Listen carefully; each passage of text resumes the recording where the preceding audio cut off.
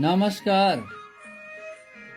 नेपाल मेरो आमा, पहाड तराई हिमाल,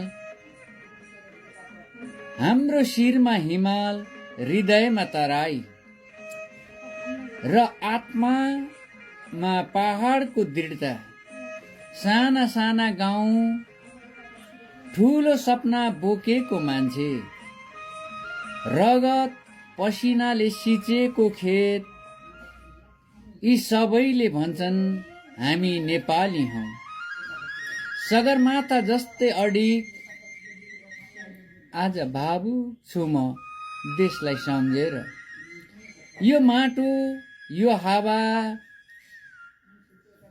यो आत्मा नै मेरो राष्ट्रियता हो। नेपाल मेरो गौरव, नेपाल मेरो पहिचान र यही आकाश मुनि म सधैँ भन्छु, म गर्व गर्छु म नेपाली हुँ।